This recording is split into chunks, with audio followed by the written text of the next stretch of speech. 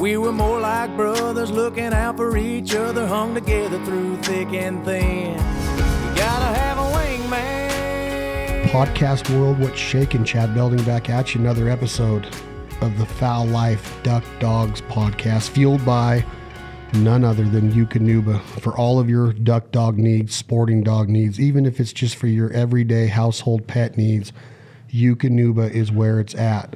We cannot cut corners when it comes to feeding man's best friend, woman's best friend, our duck dogs, the ones that we rely on as conservation tools, as the ones that get in that cold water and swim for hundreds of yards at a time to bring duck after duck, goose after goose back to us to put on our strap and put on our Traeger grill for a nice bounty. We have to have a reliable source of protein and nutritional masterpiece that is presented to you by Eukanuba. Every single meal they devour, they look forward to it. It's a difference in the coat, the teeth, the gums, the joints, the energy. They sleep better, they perform better, they feel better. They are allowing your dogs to live their best lives. Eukanuba sporting dog, Eukanuba high performance. It is awesome to be partnered with them, and we are so proud to have them as the fueling sponsor of the Duck Dogs podcast series right here at the Fowl Life and all of our family of brands. Today, our guest is a man you've seen on the Fowl Life television,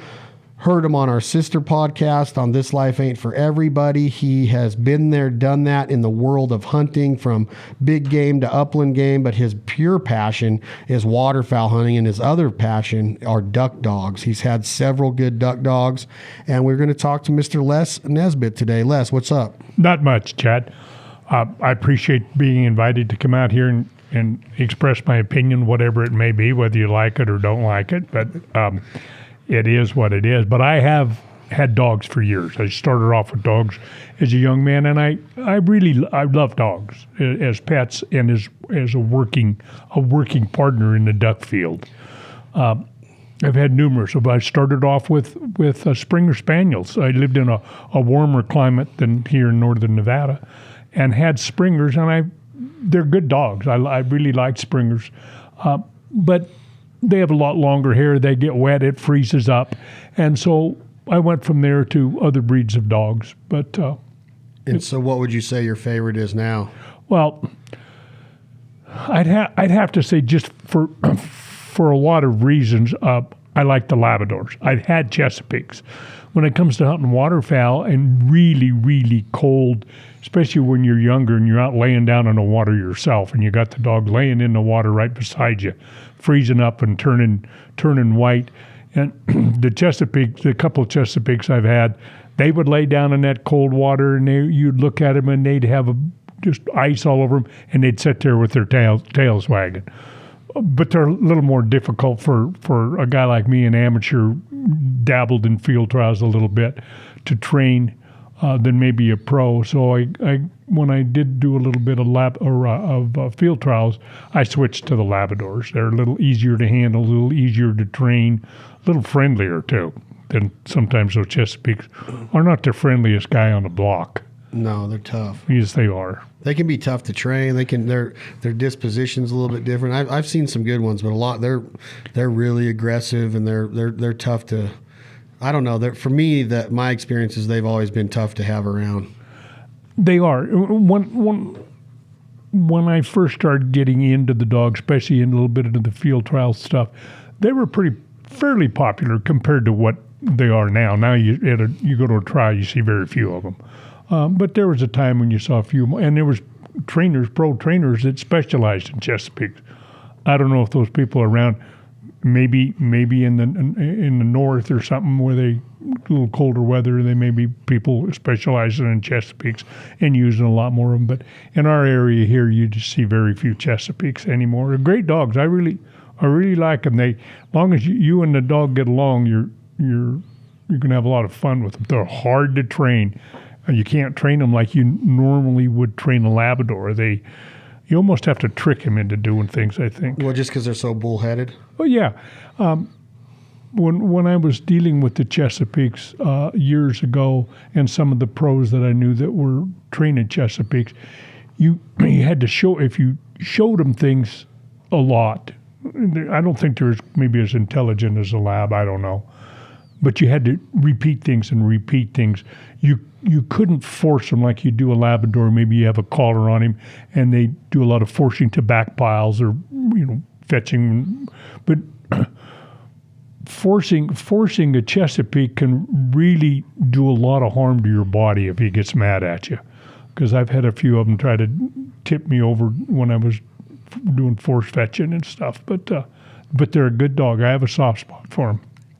And your life has taken you through a lot of hunting years. You're 79 years old, so you've been there, done that when it comes to a sporting dog and seen what they mean to the hunt. What does it mean? Let's start with the hunt part of it, of what we get to experience. And I know you have some opinions on dogs and you have opinions on different products that are out there, but just the overall aura and feeling you have when you have Pistol or one of your dogs in the past. Pistol's the name of your yellow lab now. Is Pistol considered a yellow lab? Yes, he is. He's just got a little bit darker coat on him for a yellow lab. Yeah, but they all vary a little bit. They vary. But what is your overall feeling? Like, would you hunt ducks without a dog? No. Because we've traveled the country together, and you bring it Pistol everywhere we go, and you will not hunt waterfowl without a dog. No, I mean, I'm a dog lover, but without a dog, you might as well go out and shoot trap. I mean, it's fun hunting ducks, but for me, on a couple, first few times we went out together, as I told you then, I don't care if I shoot. I really don't. I just want my dog to retrieve. I think the first time Pistol retrieved a duck in a hunting situation was with you, and he was a year and a half old, or maybe 16 months old at the time, and he had a lot of extensive training, but I didn't care about shooting the ducks. I wanted to work the dog. To me, the dog is everything when it comes to waterfowl. It just makes it all fun. And as far as the hunt goes, there's everything that the dog does. I love getting them out of the kennel in the morning, or even getting them out of the, before you even put them in your transport, right? You get them out of the kennel. They just know what time it is, right? They know what's getting ready to happen. Before I hunted waterfowl in Nevada, where right now I have a cabin that I go over and stay, but I would get up every Saturday and Sunday when I wasn't working to go waterfowl hunting, and the dogs would be in the house, and they'd lay there by the bed or jump up on the bed with my wife, and I would be doing different things in preparation to leave, putting things in my truck. And I never figured out exactly what I was doing. But at the point when I was going to go out and actually start the car and go, I had done something, and they knew immediately. They were up and off the bed and right at my heels. They knew at that point, they knew we were going duck hunt. I never figured out what movement I was making that triggered them to know we were leaving. So it's as big a thing to them to go out and hunt as it is for the guy. I mean, it's what they're bred to do, and it's what they do. Yeah, and it's almost like the thing I love about a lab the most when it's the hunt part of it is from the time you take them out in the morning to the decoy setup to the blind concealment and vegetation and everything being added to your blind to getting the guns out of the cases and the ammo and everything in a safe spot, and then the sun starts to come up. Their eagerness is just unbelievable, to the point to where all they want to do is make you happy. And it's hard to hold anything against something that all they want to do is make you happy. And that's kind of the give and take of a lab or a duck dog or a performance dog, in my opinion, is that you have to train them to get to that point to perform like we need them to perform. It comes with a lot of sacrifice, both from a trainer, from the dog, from long days on whether it's training every day in water, training every day on dry land, whether it's doing blind retrieves or some of the drills that we've learned with Brad and Andrew over the past couple weeks. And then going into how much time you have to spend in the field for them to go from training to getting that live hunt scenario, right? It's a big investment, but to get that point where that dog is qualified to be on that hunt. And I'm not saying that they have to be 100% professionally trained on everything and you're still going to have fun, but to get them to perform to their to their full ability. It's a lot of work. And do you settle for a dog that's not trained to his or her full ability? Or do you have to have one that is an all-out badass, just rocket all-star all the time? I guess that's everybody's choice. It depends on what you it's like anything. You get out of it what you put into it. Training a dog to standards of a field champion or a hunt test champion, or whatever the terminology is for those that Axel is. It takes a lot of time and a lot of commitment. Not everybody wants to spend that amount of time, nor does everybody hunt waterfowl every day of the season. So you need a dog hunting like you and I do, maybe on waterfowl. You need a dog that understands the rules, follows the rules, and he does it without being nervous or afraid. He's just doing it for the love of the hunt. But it takes a tremendous amount of time. I mean, my wife would bring ducks and pigeons and stuff out almost every night, 5 nights a week. We would go out and train, and I was running a little bit of field trials, which I was not very successful at, but I certainly ended up with very good waterfowl dogs or duck dogs, and they were obedient. They were obedient in a house or in your wherever you lived or wherever they lived. They were very obedient, but it takes a lot of time. You just don't train once a week, a week and a half or 3 weeks before the season and expect to be out there and not calling the dog back to you with some really colorful language. Yeah, so when you meet a good kid and you go, man, that kid must be well parented, or you meet a guy a surgeon that can operate on a body, you're like, man, that guy went through a lot of practice and a lot of experience and a lot of education and a lot of sacrifice. When you meet a guy that can blow a duck call, you're like, you can't come out of the womb and sound like Jim Ronquest, right? You have to practice. And when you go on a hunt and you see a dog perform, it's almost that what I talk about with that give and take is you can't blame it on the dog ever. It is the training. It's I'm not saying that there are going to be some dogs that don't get it. There are some of those that just aren't going to get it, and they might become just a pet, right? But if we're talking about a duck dog, that we're putting all this money and financial money and this sweat equity and this elbow grease and work and sacrifice, you can't expect them to perform in the hunt the way that a dog can, because calling in a duck and shooting it less, and it falls in the decoys, and then you pick up a rock that you have a bunch of these rocks ready, and you throw it out there and your dog sees it and he's used to fetching what you throw. Well, that's one thing. But a well-trained dog that's watching those ducks come in, watch and steady, and they're ready, and their eyes really tell you most of the time when the ducks are around, right? So what I'm saying is that you have to put in the time. You can't expect a bunch out of a dog unless you're ready to sacrifice. And then once they learn it, then you got to stay on it and make sure it's like baseball. If you learn how to swing a baseball bat, it doesn't mean that you're going to be able to go to the major leagues. You got to stay on it year after year, day after day, and put your time in. And that's what you have to do with these dogs. Oh, that's absolutely true. And I think an intelligent dog, and dogs have different degrees of intelligence, just like people. But if you get a nice average dog, one of the big training things that helps the most is actually being in the field and hunting. The more you've got him out there and hunting, the better duck dog he's going to be, or upland game dog, or whatever it is. He learns from experience of what he's doing. They can do very well without hardcore training. Just obedience is very important to them. If I was going to tell somebody the one thing you really need to train with your dog is to be steady and be obedient. Come when he's called, etc. The marking he's going to learn as he goes along, or if you want to spend a lot of time, you go out and do a lot of marking drills. But not everybody has the interest or the time to do all that.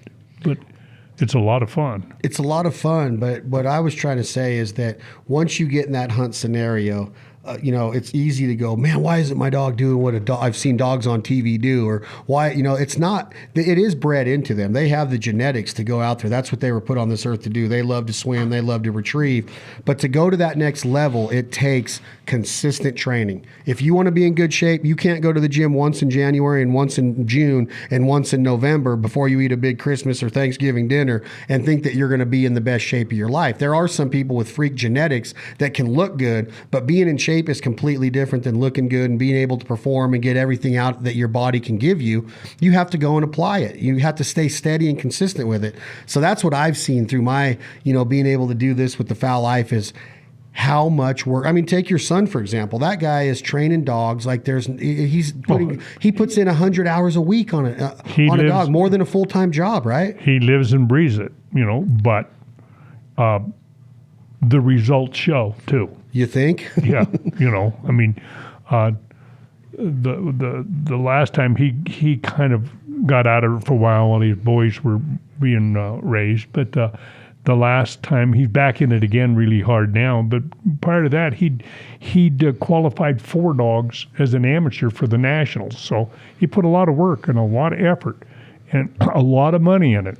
And the thing I can vouch for, a lot of missed work. So what's your opinion then, Les? If you are a duck hunter and you're a 9 to 5, or you got a job, you work for a living, which most of us have to, right? Yeah. But you want a dog because it's awesome to have a dog. Do you send it to training, a professional trainer? If you're a 9 to 5er, do you save up the money before you go and pick that puppy out of a litter at a kennel or wherever you're going to get your puppy at, after you look at all of the pedigree and the breeding and all of that from the mom and the dad? Do you send it to training? What your advice to somebody? Because we really don't have enough time in a week to work 40, 50 hours a week, take care of our families, make dinner, go to the store, run errands, get fuel in our trucks. That's a lot of time. Is 30 minutes a day enough? I don't know. But would your advice be get them to a qualified trainer in your area and let them get the obedience, let them get the basics down, and then maybe come home for a couple months, then send them back there after the hunting season so they can go to the next level? Would your advice be to get them into some sort of training? Well, yes, it would be. And that's just mainly because I know what I want out of a dog, and I know what the average person can get out of a dog. You can read a lot of books about training dogs, but it's, I guess a good example is like, if you strive real hard to do something and you don't have somebody telling you what to do, it may take you 3 or 4 years, 5 years to get this dog where he's doing really well at his retrieving and if you want hand signals. But if you send him to a pro, you'll cut that down to maybe 2 or 3 years and he'll be at the same point. And if you look at the dog's going to have maybe 10 years of a lifespan for hunting, obviously you spend 5 years trying to train him, you've taken off a couple of years where he's not that good. You send him to a pro and then go learn yourself. It's very important. It doesn't do any good to send him a pro and bring him home and have no idea what you're doing. And that's one thing I've learned with Brad and Andrew too, is that the handoff is very important. Yes, it is. You saw the handoff take place 2 weeks ago, right? Yeah, I did. So talk to me a little bit about, you said in the beginning of this podcast that you have opinions. Some might like them, some may not. Do you like Brad Arrington? I think Brad, he does a really good job. I mean, I've been with him on a few hunts where he has his own dogs or dogs he's training, and they're very, very obedient. And Brad and we shared a room on a couple of those places, so we talked a lot about dog training, and he obviously is much more knowledgeable than I am. I probably, mainly because I'm 50 years older than him, I've probably hunted a lot more waterfowl, and he's probably seen more dogs because he does 100 dogs at a time. But I wouldn't hesitate sending a dog to somebody like Brad or somebody like that, or somebody locally in our area.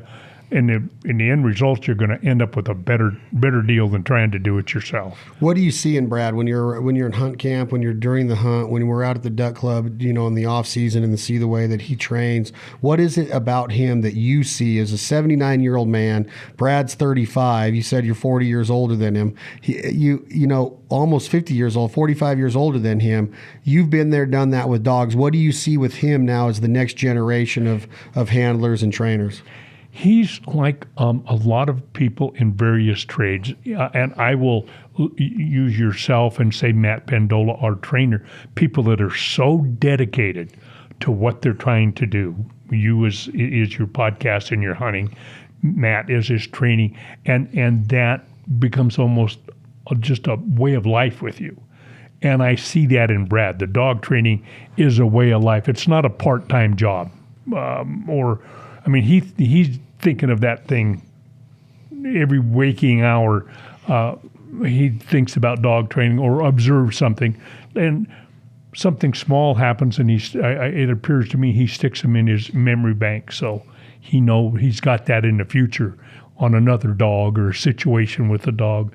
He seems to be doing that, and those people are not. They're few and far between. That's why there's so many people that go bankrupt in the dog training world? Anything. It's total dedication. There's a million backyard dog trainers around. We have some fairly decent dog trainers here in northern Nevada. They're not as large as, say, Brad, and they do a pretty good job. But he's a very dedicated. He's a very dedicated dog trainer, I think, and a very pleasant person. What do you mean by that? He's just fun to be around. I've enjoyed his conversations with him. Do you like his accent? Well, where I really started liking him, instead of just calling me, names that I'm usually called, he just calls me Mr. Les. So, I figured, holy shit, I could go live in the South. Now I know my name is Mr. Les. He's very polite. Yes, he is. One thing about that accent and what he calls people is that I've seen it with the dogs to where after the handoff, and I would say like sit or, give a command, I'd have to like try to do it in a Southern accent, like see it, like, and I'm not kidding. He said that might be the case until you spend more time and he gets used to who you are. That's why that handoff is so detrimental. Like, Brad requires his clients to go to Georgia and stay 3 or 4 days in the lodge and learn all of the different, techniques that they're going to need to be a good handler. And I heard Brad make a comment one time in a tip we were doing of, if you're a good handler. And I'm like, well, is it that hard to be a handler? And it is. Like, until you learn it and you can get a dog and navigate him to get these ducks, get him downwind if there is a wind, and let him use his nose or her nose and get that duck or goose and back in the blind and ready for the next flock. That's a big deal for a dog to go 1, 2, 3, 4, back in, safe, eyes are on the sky, ready for the next flock. He's not messing up the hunt. The timing is still there. The ethics are there with the dead birds back in. There might be a cripple that you might have to send him on a 300-400 yard blind, and he's taking hand signals and whistles, stops, and boom, that duck is back in the blind. And I look at it and I'm like, there's a lot more that goes into being a handler than the eye can see. Watching the field trials as much as I have,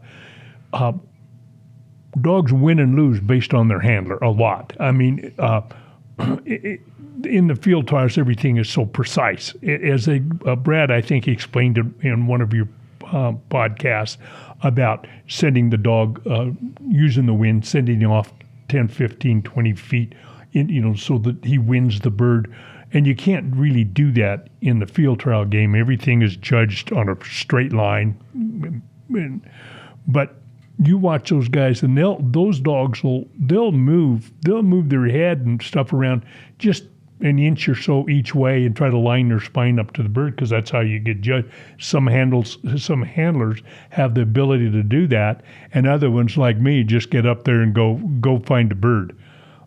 So handling is a big thing. Maybe not as much in the hunt game as it is in the field trial game. I mean, you got a lot of room for error in the hunt game because you can stand up and yell, "You dumb son of a gun," go over here or something like that. Or throw the rock at him instead of for him. So when you touch on things like that, there are levels of frustration that people are going to encounter in handling a dog, in training a dog, in owning a dog. Patience is huge. It is. Because we're talking to an animal that doesn't speak English.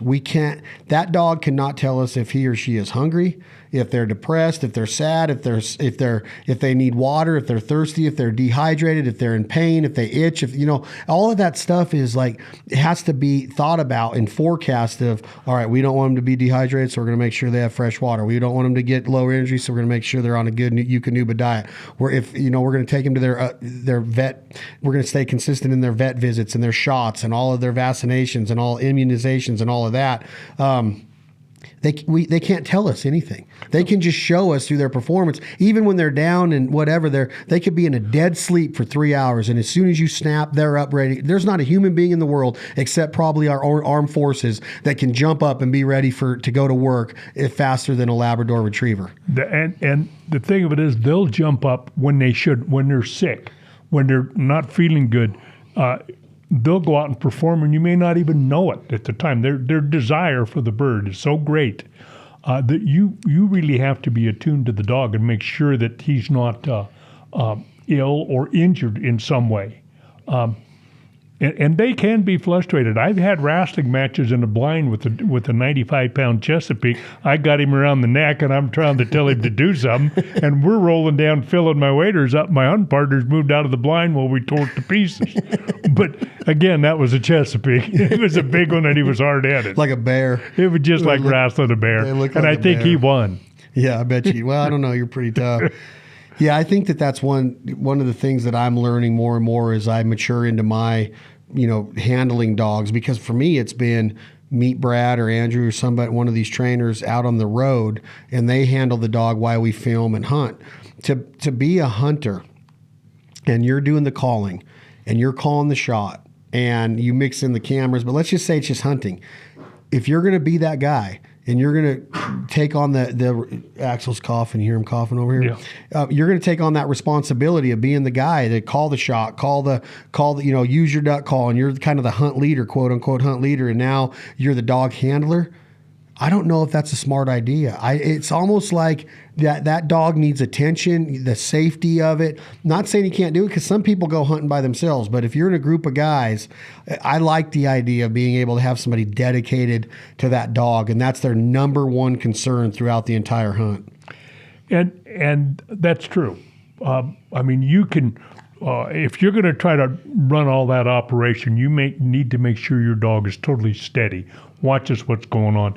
And then when everything is done, forgetting cameras, then you can send him out for the birds. But what I've seen with most people, and sometimes myself included, is that you have a dog that's nice and steady, and you're out there with 3 or 4 guys, and maybe there's another dog in the blind, and a bird gets shot, and the dog sits there, and you send him out.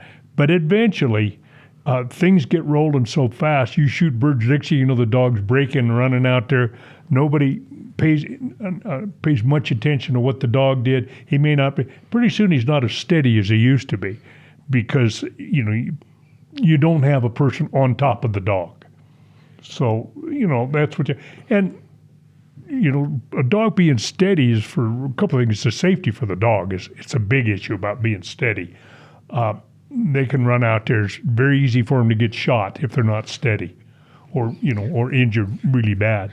And it can screw up future other birds coming in. So there's a lot. But when you're out there hunting with your dog, for people like myself, the dog is the whole thing.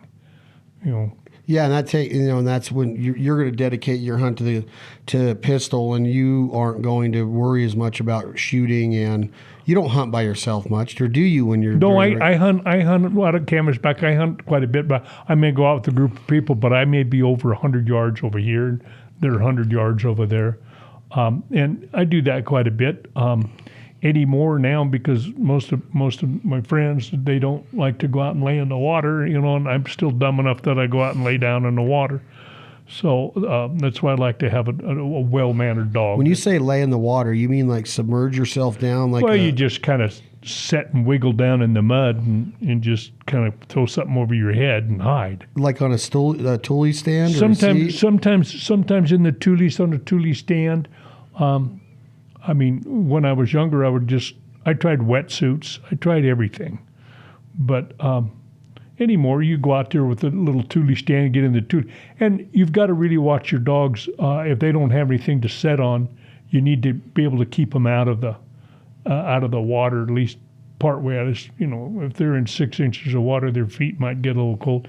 That's why I originally had liked Chesapeakes, because they didn't mind. They'd go out and lay down. It wasn't that they were tougher. It took a little longer for it to get to their brain that they were cold. Yeah, they were just... They're not that smart. I was going to say it in a little bit nicer way. Kind of like some people. With opinions still talking about, you speak highly of Brad and his training techniques.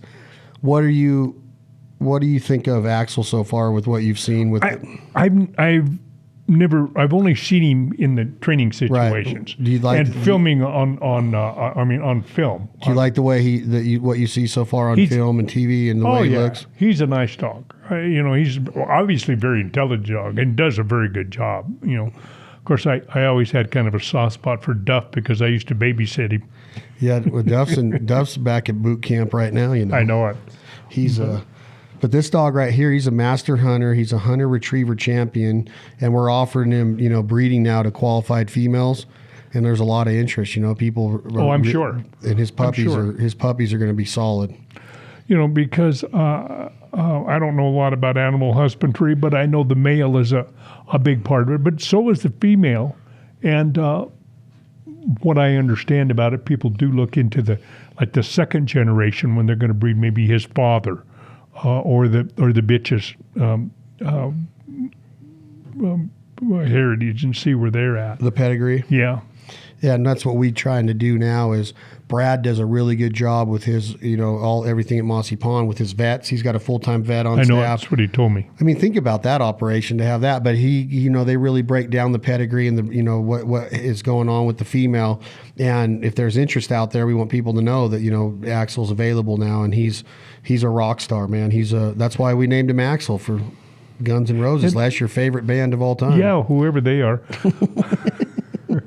I knew that was coming. But I don't know what your program is for breeding. If do you just to selected females, or I'm sure that females may have to meet a criteria before you're going to breed to them too. I would think. I don't know, but that's what I'm saying is that when we get an interest from the owner of the female, like we just got another one this morning. Hey, I'd really like to discuss breeding my female to Axel, and then they get put right in touch with the entire organization over at Mossy Pond Retrievers, and they go through everything. They get all the documentation. They do all the forensic audit on her background and her pedigree and her health and her hips and eyes and teeth and all of that, and the exercise, the ECT or I don't remember the name of it now. I'm learning this as I go. But they're looking into everything, and they want to make sure that the breeding goes to qualified females. And you have to, because if you were to breed him to unqualified females, you may come out with some pups that aren't that good, and all of a sudden he gets a reputation of maybe not being the best producer, and it's not necessarily him; it can be the female. But so that's one of the reasons they look at the females pretty hard. I know my son had a female that won the nationals, and they went long and hard before they bred her, so it's very important. The female is important, and the way you're going about this with him is how all the big breeders of competitive dogs do it. Yeah, and the biggest thing with Brad and I is that we want to take our time. Yeah. We don't want it to be to where we throw it all together real fast and just accept anything and just pump them out there. And, there's words for that I won't use, but I want to make sure that we do it right and that we take care of Axel and the females, first and foremost. Yeah, no, I understand that. In the same situation, I try to take my time too. Wow. I don't know if people are even going to get that. So yeah, I'm excited about Axel. I'm excited about, all of the different things that he's already been able to accomplish in a short time. And Brad says he's just got it. So we're going to hunt him this year. Brad brought him out here 2 weeks ago. We did the handoff. We continue to talk every day. I have a FaceTime call with Brad today to go over some conditioning work.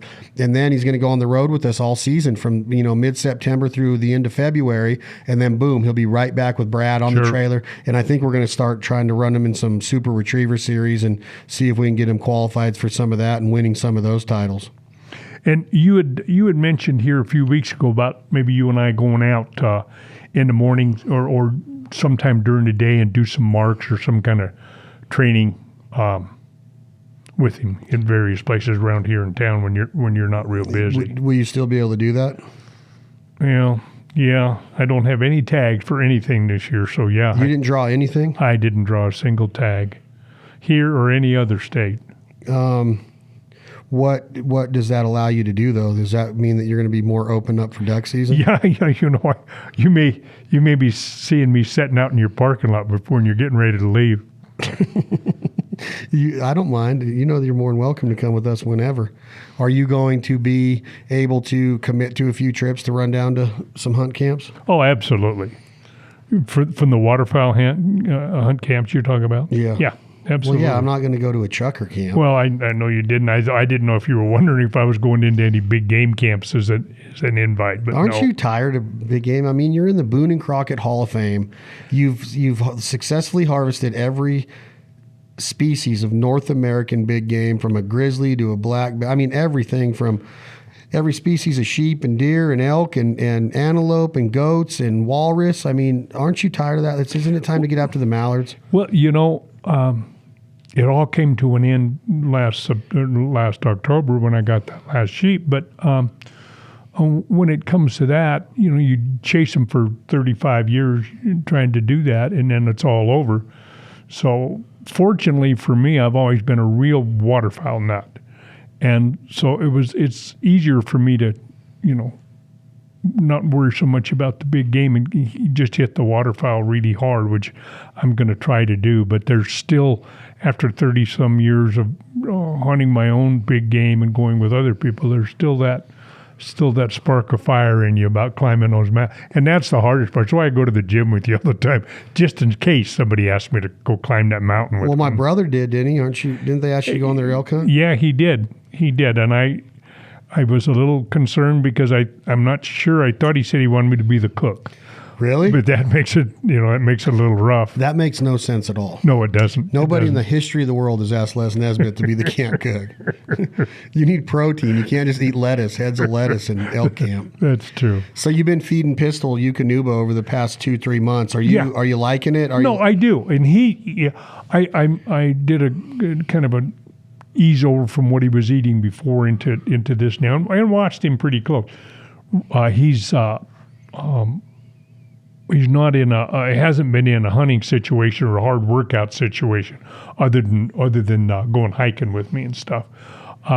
But he really likes the food. I mean, he's a big dog. He's an honest 95-pound lab without being fat. In shape. He's bigger than I would like, but so he handles it well. It's keeping him going. It's keeping that big old body running around. So he likes it. He has no problem with it, and it's a good dog food. Eukanuba's been around a long time. When I fed him, he's really he's wanting to go. So when we were leaving the house in the morning to go to the kennel, the outside kennel, he thinks we're going to train. He thinks we're going to condition. He thinks we're going hunting. So when I get that food bowl, he knows it's time to eat, but he still is like, man, I wonder if he'll just if he's just, going to put this down and let me go run a few laps, right? Like, he's an athlete. He wants to work out. He wants to compete. And I set the food down. I lock the kennel. I feed him a little bit of wet because I've been doing that for a while, since last year. And I sneak out and I act like I'm leaving, but then I come back and I spy on him.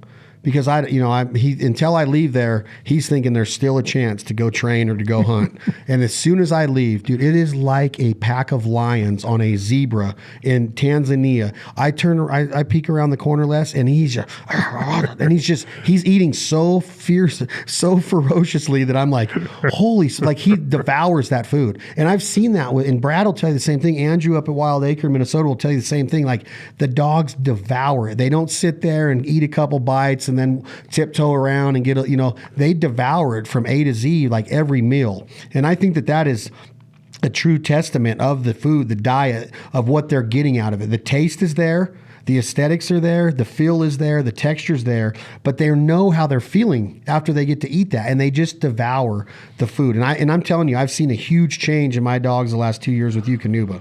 Well, as you say that, with the brand I was feeding Pistol before, he was I don't know how you describe it, but you put a bowl of food down, he'd go by, eat a little bit, and then he'd eat it all. And he'd eat half it. Sometime he'd go in the middle of the night and eat the rest of it. And that was always been his thing. And now with the Eukanuba, I put that down, and he goes in there and devours it and he eats the whole bowl of food. He doesn't, just nitpick at it a little bit at a time. He gets after it, huh? He gets after it. I do put a little water in it, make it moist, because he was going so fast with it. I thought, well, I'm going to give him a little moisture in this thing. But I never really gave that a lot of thought till you just mentioned that. But I did see that happen, because it was actually putting it down and letting him feed a little bit at a time was kind of convenient. But he doesn't do that with that Eukanuba, and that's the honest truth. And that's something I just kind of clicked in my head right about now when you were talking about that. It's very interesting. It's a big deal. I've seen them turn their nose up at other foods, but this diet and these new diets that they're getting ready to launch, there'll be some new stuff coming soon. I'm excited as heck about it. I've been testing it, and I've just seen huge strides of whether it's weight gain, weight loss, whatever you're trying to do. There's going to be something for your dog, and I honestly love the results that we're getting, because when you think about what you talked about, going to the gym, you're almost 80 years old and you're living like a 45. I mean, you keep up with me, and I'm active as hell. Like, I go and go and go, and I'm on the road, I'm traveling, I'm duck camp, I'm hunting, I'm, doing the things that we do. You're still doing that when most people would be kind of like, I'm just going to slow down and don't need the mini hunts anymore. And you were sheep hunting last year for stones at 13,000 feet. The year before, 11,900 feet for a desert. Like, so what my point is that, and you made the comment, you get out of something what you put into it. If you work hard and you put more into your bank account, someday you're going to get to take more out. And that's when you cut corners, is when you get in trouble. If you didn't work out the way you did, you might not be enjoying the life that you are, in my opinion. No, that's very true. When you want to buy a truck, you want to buy something that's going to be safe, that's going to be reliable, that's not going to break down. You want nice tires on there. You want safety. You want security. You want comfortability. When you buy a gun, you want it to go off when you pull the trigger, when the ducks present that shot. When you buy a boat, you want that motor starting. You know what I'm saying? So duck hunters don't cut corners. So when you're going to choose that feed, there is Eukanuba is not an inexpensive food. No, but it's not real expensive. But what you get out of it long term, it shouldn't even be, like my good buddy Ira McCauley said on this podcast. He says it shouldn't even be a question. Shouldn't even be thought of. It should not even sink into your mind. It should be like, oh, done. That dog, he or she is the most important part of my life right now. They're that vital to the success of our hunt. Boom. We don't feed our kids bad. We don't feed our wives bad, or our girlfriends, right? We make sure that we take care of everybody when it comes to nutrition. At least you should, and treat your body well, because what you put into your body is what you're going to get out of it. That's very true. And as you well know, like you and myself, 80% of what I eat is wild game. And wild game, and I watch what I eat, and, as you do, and as our trainers kind of told us at times. So we do eat the wild game and or good food. So it's no different with the dog as it is with us. The good nutrition that I've eaten over the last 20 years has helped make me able to do the things that I do now. Obviously, some of it's genetics, some of it's just the luck of the draw, but it's the same thing with your animal. You feed them. I had horses for 30 years, and we fed them good food, took care of them. My vet bills were way down by feeding good food and taking proper care of them. And it's the same thing with your dog, And what do you tell somebody then? Do you tell them that don't even let that into your mind? Make sure that you do your research, figure out what Eukanuba is doing with their research and development and their science behind their recipes and their diets, and make the decision based on what's best for your dog. Because these guys are not in a cubicle. They're not just a marketing genius platform of, here's a nice bag to catch your attention, and a cool marketing platform that we're organic or whatever. Really do your due diligence and your research of what are you going to put into your body. You're not going to go through the golden arches every day. Once in a while, is it nice to stop at McDonald's and throw down a Big Mac and some fries? I tell people, you're a liar if you tell me McDonald's doesn't taste good. If you can eat McDonald's French fries and say they don't taste good, something's wrong with you. But that doesn't mean you abuse them. That doesn't even mean you use it in moderation. You might treat yourself once in a while. But with the dog, with dog food, you don't feed them real bad, and then treat them to a good meal once in a while. You got to stay consistent. And that's what we do with our diets is stay as consistent as we can, have a cheat meal once in a while. We might throw a biscuit to a dog in the duck blind or something sweet to keep them energized.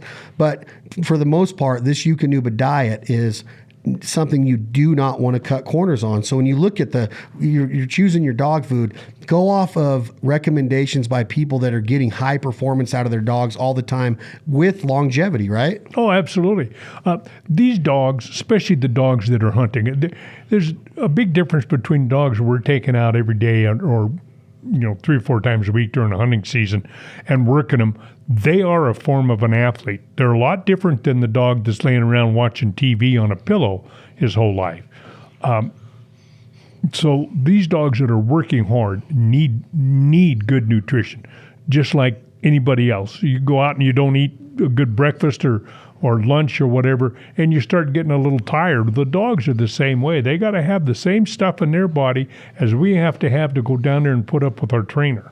Yeah. And that's what we do is put up with them. But with you saying that, what my opinion is even if you are that human being that lays on the couch and is a couch potato, you still should be putting good stuff into your body. If you're not working out, you might as well balance it with not putting bad stuff, because for sooner or later, there's going to be a reaction that's going to leave you either out of shape, obese, high blood pressure, cardiovascular stuff. Same with the dog. Even if he's a house dog, if he or she's not getting a lot of exercise and they're just laying around most of the time, they still need to be eating right. They do. They really do. Somebody at my age has had a lot of friends that are no longer with us that have been gone for several years. Most of those were the people that were not wanting to do anything. They hit 55, 60 years old, and they just thought, well, it's TV time. And it's the same thing with these dogs. They got to be fed good. They got to be exercised. They really have a big thing to do with the whole mindset of what I'm getting at is that it has to do with what do you want in the long run, because we are always so, with our minds, the way that we work, I feel that we're always so short-term goal orientated to where we forget that you hear life is short. It does fly by. But when I'm 45 and I look at somebody like you, that tells me if I do things right, I could have another strong, at least 30 years of duck hunting and swimming in pools and working out and socializing. That's 30 years. If I go back 30 years, I was 15 years old. There's a lot of time and a lot of experiences and a lot of instances that happen between 15 and 45. Yes, does it seem like it flew by? The sun's still going around the earth the same amount. The earth is still going around the sun the same amount of times, right? Yes. It's still the same distance. It's still the same time lapse every single time it does it. So it feels like it is because we're having fun or we're working hard or whatever. Our kids are growing up fast. Our dogs come and go. I'm saying that if you look at that with what you could be getting out of a dog when they're 3, you got to understand that they're not even close to being in their prime yet, right? Axel's 3 years old right now. By the time he's 5 or 6, if things are going right, he's going to be unbelievable. And dog year 6 is 42 years old, my age. That's not old. He could be hunting at 9 or 10 years old. 7 more strong, maybe 10, 8 or 9 more strong years. So I'm kind of looking at it as like, if we can train ourselves to we're always just so instant gratifying, right? We got to be gratified right away. Like social media, got to have it. Got to see how many likes we're getting. We want instant results in the gym. People don't understand. It takes hours and days and months to get any results out of the gym, right? Absolutely. We work out at a gym. The dogs have to be taken out and worked out too. They have to be exercised just like people. So it's important, as we've said, that they have the right nutrition too, but you got to work them out just like you have to work yourself out. And as I said a while ago, you get out of anything what you put into it, be it your dog or anything else you do. The more you put into your dog, the better dog you're going to have. And I think that is exactly what I want to get out of, this partnership with Eukanuba is what you put into your dog, you're going to get out. Because in my hunts, in my experiences, and what I've seen your son Kirk do, and what I've seen your dogs do, what I've seen Brad's and Andrew's and Chris Aikens at Web-Footed Kennel and all of the dogs that he's trained, what I've seen these dogs do is nothing short of amazing. When you can have a goose that is flying and gets crippled and goes down 600-700 yards away in some high brush, and you think you can go get him, good luck, right? By the time you get there, you're winded. You're breaking an ankle in a rutted up cornfield. You're going through some heck to get there. You're scaring every other bird in the country away. Scaring every other bird in the country away. Your guys in the blind are upset, and you're running, and you're sweating now, and you're hyperventilating. You get over there, and what happens? You look around a little bit. What do we do? Give up. Well, I made an effort. No, you didn't. You can't smell that bird. You can't keep up with that bird. That bird might have his or her head down and tucked up under a thing that you'll never see her in there. They might just be staying idle. They might be playing possum and just staying there. They're not going to jump up like a pheasant does if you get too close.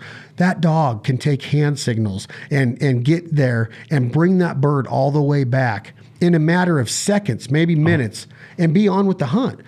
I've seen things happen to where you're like, there's no way that we'd ever experience that without a dog. A well-trained, well-fed dog, right? Well-trained is the key to it. And it's a matter of how much effort somebody wants to put into it, or a non-professional handler of a dog is going to have a hard time. I mean, there are people that do as amateurs to get a dog to that stick. That's a lot of work and a lot of time effort. To run a 400 or 500 yard blind takes a lot of training for the dog, but it can be done too. And that's where you look at, do I go with the pro or do I try to do it myself? You can do hand signals and get a few of them down, and you can probably run blinds 50, 75 yards with pretty good consistency, hacking a dog around. But unless you're an exceptional amateur and you're doing it really hardcore, you're not running 300 and 400 and 500 yard blinds. No. That's stuff the pros do, or hardcore amateurs. A guy like my son who runs 1,000 yard blinds in training. But, nobody wants to put that much effort into it. They just want a nice dog that's going to do the job for them, what they do. Agreed. I agree 100% that they can have a nice dog, and that I like when people say that's a nice dog. Yeah. Right? That doesn't mean that he's nice and he's going to sit there and have. That means that dog can get the job done. Gets a job done. But I would argue that if that person, that he or she hunter that has a nice dog, went with a nicer dog and saw it, it would be hard for anybody not to want that. Oh, my point was, when you see it done, you're just like, I got to have that. yeah. You know what I mean? I got to find I have to find a trainer to be able to get my dog to that level. That's very true. That's very true. I can't tell you how many times I've listened to people not out in but talking to me. I've had, especially when I was running trials a little bit, people would always talk about their dogs, and one of the most common things people would say is, I've got this dog, I really don't know how to train him, but if a trainer had him, he'd be a great dog. Well, I've never had anybody come up and said, I got this dog, he's a pile of shit, but he goes out and gets everybody's dog would be a national champion if they had another trainer. Well, they're not all going to be national champions, and they're not all going to be great dogs. But if you get good breeding and spend some time with them, they're going to be a national champion in your mind as the owner, because he's getting everything for you that he can. And it's a joint effort between you and the dog, and he's your buddy, and you're having fun together. Is there anything, being a dog lover, that bothers you about a dog during the hunt?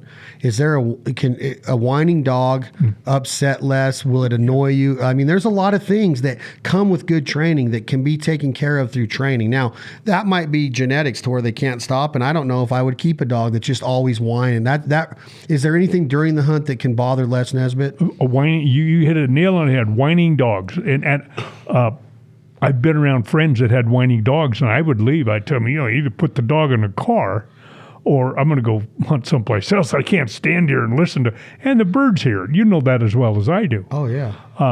But whining dogs are the big. If a dog's not, or people that let dogs, and I've hunted with a break, or not only break. I've hunted with some nice old guys, great guys. I love hunting with them. But their dogs would be out wandering in the blind, and they never paid any attention. And they'd holler at them, and they wouldn't come back, and they'd wander over and see what another. That probably is worse than whining dogs. But It's That's not obedience. safe. It's not safe. There's No, loaded it's- guns around. yeah. That dog should sit in one spot until he's told to command or she's Right. told to command. You can't have a dog. I've seen it in pit blinds where you got guns leaning up and a dog will walk by and knock one over. Yeah. I'm like, it's not worth it. That dog's, and then the breaking part of it. I mean, when I hear guys or hunters say, "Oh yeah, I let him break because I want him to get ahead," I'm like, no, that's not acceptable. Yeah. That's not acceptable. Well, it's a river and there's a current. That's not acceptable. You train him to go down the shoreline and then come in and intercept that dog. Or there's other, river dogs, that hunt a current river. They're different, but breaking is a no-no in my opinion. It is. It's really dangerous. It's dangerous for Very the dog. dangerous. It's dangerous for the people around you too. A dog's breaking, somebody sees them and pulls their gun up, and it's just a bad thing. Not cool. And people are not happy when dogs break. No. I've seen the worst happen with it too, and I've seen it and read about it, and have firsthand experience of seeing what can happen with a breaking dog. And especially if you're in a situation where he's leaping out. I mean, they get shot. And there's a local guy here I know that his son shot their dog. It broke, and he was shooting and shot the dog. Not good. No. Well, I've been reading my notes here, and we've covered most of the things that I wanted to ask you as far as, let me just see one more thing. Yeah, I got here, memory of foul life. Do you have one of being on the road with us, or something that stands out of a trip? Does it, Pistol's been on a lot of hunts with us. Axel's been out there. Duff's been out there with us. Lots of awesome dogs. But is there any people that stand out in your mind that you've met, that you got to hang with? There's this, you've been going on the road with me now for 5-6 years. Yeah, something like that. There've been a lot of enjoyable people. I had fun there in Texas with the people that build the grates, the bumpers. Bodyguard bumpers. Bodyguard bumpers. They were a lot of fun. That was a lot of fun. I enjoyed that quite a bit. Those people were really nice. Put up with me. They didn't get me a wood duck like they promised, but they did their very best. They did try. They had some nice sprig. Yes. And I guess probably the one trip that sticks in my mind doesn't have much to do with hunting, was driving 2,000 miles with your brother, him singing songs all the way. Like knows every word, every country song. I'd think of a song and he knew what it was. And has to make sure that he sings louder than the radio. Absolutely. Like he's trying to prove to you that he knows all the words. I got friends in low places. I remember when we got out in Montana, and you're just like, oh my God, I don't know if I can take much more. I'm going to start listening to Paul Harvey and some talk radio or something. That sticks out. The altercations maybe in North Dakota sticks out in my mind a little bit. After we hunted on the Missouri River and that guy thought he was going to pop off. Yeah. He didn't know what he was getting into. He really didn't. No, it's been fun. I appreciate having you here. I think that Eukanuba's doing a heck of a job with what their marketplace is and their market share and what they're bringing. They support hunting in our culture. They want to be a part of it. And that's a big deal to me, that we want to support a company that does that. My buddy Ira McCauley again said, why wouldn't we? It's a no-brainer. It's a no-brainer. Well, when we talked a little bit about, and you were telling me about Eukanuba, you being involved with Eukanuba, and I can see the fit for them, and I believe, I don't know if they were really into the hunting dog. I mean, they obviously have food for them, but I don't know if they pushed it in the hunting. At one time they did back in the day, and then they got bought out, and then it kind of subsided. And now, under new ownership, they're back with a vengeance. That's what you were saying, that they were, because I know in the field trials and the years ago, Purina was big in there. They were pushing hard field trial stuff. And now Eukanuba seems to be back in that market again.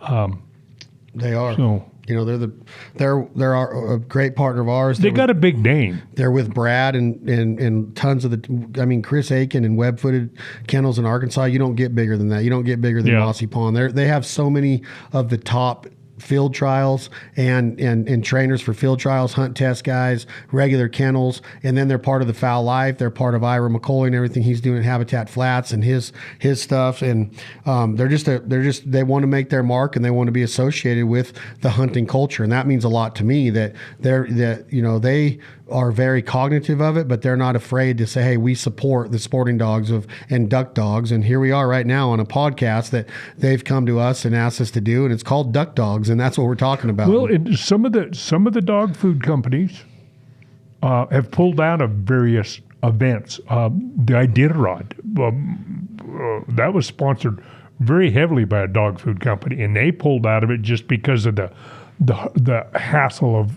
people saying, well, that's cruel to the dogs to make them run on that far. And there are people that think it's cruel not to let them. Yeah, I mean that's what they want to do. And there are organizations that don't think that these dogs should be out there having to swim in that ice water, etc. That's what they want to do. Yeah, but at least Eukanuba is willing to step up the plate and says, that's what they do, that's what we do. And other dog food companies have backed off because of the. Big time. I've seen it nonstop. You have any closing words before what we're eating for lunch, right? My request was for fish, but do I cook good fish? Oh, it's unbelievable! It's unbelievable. The fish tacos my cooking ability is well known in Northern Nevada, and so for me to be willing to stay here and have some of yours is well known for. Various things. All right. Well, what I'm really... My salads are known... I've known you a long time, and I love you, but I'm very irritated with you over the rib judging on my rib contest 2 weeks ago. I was so upset because I would have bet $1 million. Jim Ray and I would have won that thing hands down. Yeah, well, you were close, but this wasn't a horse race. To get beat by my brothers, there's just no way. Well... I don't know. He's a little bigger than you, though. A little? He's a lot bigger than everybody. And he's not going to want to hear that on him. And there's not a lot of fat on it either. He's just a big guy. He is. All right. Well, I appreciate it. This has been another episode of the Fowl Life Podcast Duck Dog Series, fueled by the one and only Eukanuba Sporting Dog. Check out all their diets. New stuff on the horizon. Can't wait to launch it with them coming soon for the 2020-21 duck and goose season. We're so humbled to be partnered with Eukanuba and their mother company, Royal Canine. Please continue to support the partners and sponsors that support us here at the Fowl Life and Bandit and all of our podcasts, our social media, television shows. We are humbled and couldn't thank you all enough for the continuous support over the years. Lots more to come. Excited to launch a few new brands soon. Check us out at The Provider Life on Instagram for all of our recipes. We got new cookbooks coming and a new line of dry rubs. Excited as heck. Eukanuba, thank you so much. Axel, come here. Axel, he's dead asleep. Look at he's ready to rock, ready to hunt. Come here, buddy. Oh, yeah. As soon as he wakes up. Yeah, he's woken up. Axel's with us. Hi, buddy. Check out at Team MPR on Instagram. Check out at Wild Acre Kennels. Support these trainers and handlers that are getting these dogs ready for duck season, and they're feeding none other than Eukanuba. That goes for Chris Aiken at Web Footed Kennels too. I love Chris Aiken. You heard him right here on the Duck Dogs podcast. I'm Chad Belding for Les Naisbitt. Thank you all very much. Tom Rashasheen, hit that button. This is 2 a.m. Logic. The song is called My Fowl Life.